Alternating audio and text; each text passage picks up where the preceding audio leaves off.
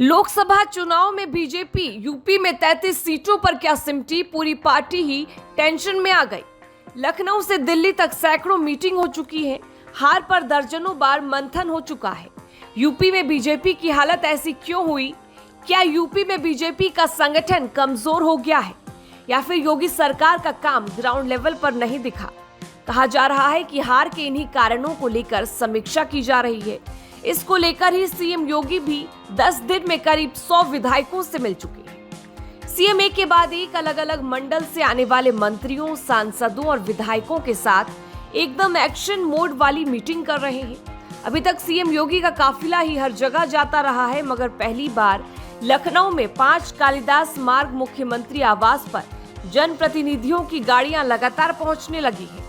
उत्तर प्रदेश के मुख्यमंत्री मुरादाबाद मंडल के सांसद और विधायकों से मिलते हैं, फिर मेरठ मंडल के सांसद और विधायकों से बातचीत करते हैं। बरेली मंडल के भी सांसदों और विधायकों को बुलाकर योगी ने बैठक की। गुरुवार शाम को योगी की प्रयागराज मंडल में बीजेपी नेताओं के साथ मीटिंग हुई। केशव प्रसाद मौर्य प्रयागराज मंडल से ही आते हैं, वह इस मीटिंग में भी नहीं आए। शुक्रवार को सीएम ने लखनऊ मंडल की बैठक बुलाई, लेकिन इसमें केशव प्रसाद मौर्य नहीं आए। बीजेपी के प्रदेश अध्यक्ष भूपेंद्र चौधरी मुरादाबाद मंडल की बैठक से दूर रहे। अब जानकारी मिली है कि लखनऊ मंडल की बैठक में दूसरे डिप्टी सीएम ब्रजेश पाठक भी नहीं थे, क्योंकि वो दिल्ली जा रहे थे। बता दें कि यूपी में 18 मंडल है। वाराणसी को छोड़कर सभी मंडलों की बैठक हो चुकी है। इनमें मुख्यमंत्री यह जानना चाहते हैं कि वोट क्यों घटा है।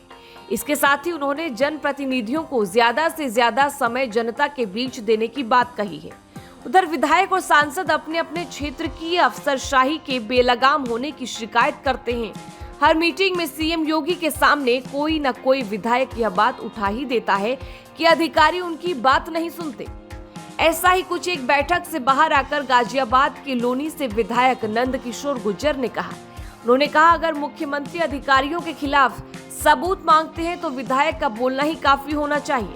हम लोग अपना काम छोड़कर जनता की सेवा के अलावा पार्टी मजबूत कैसे हो उसे छोड़कर कैमरा लेकर घूमेंगे कि यह अधिकारी भ्रष्टाचार कर रहा है, उसका सबूत बनाएंगे या कार्यकर्ता इस काम में लगेंगे। अगर विधायक बोल रहा है कि उनके पास लोग आ रहे हैं, अधिकारी के बारे में सबको मालूम होता है, वो बेईमान है या ईमानदार।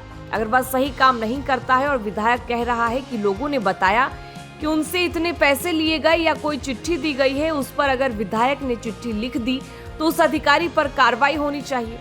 पिछले दिनों जौनपुर से बीजेपी प्रत्याशी कृपाशंकर सिंह, बुलंदशहर से विधायक प्रदीप चौधरी, योगीराज पार्ट 1 में मंत्री रही मोती सिंह, कन्नौज से हारे सुब्रत पाठक, मिर्जापुर से विधायक रत्नाकर मिश्रा और वाराणसी से विधायक त्रिभुवन राम, ऐसे दर्जन भर से ज्यादा विधायक या बीजेपी नेता हैं जिन्होंने अधिकारियों के खिलाफ शिकायत की है।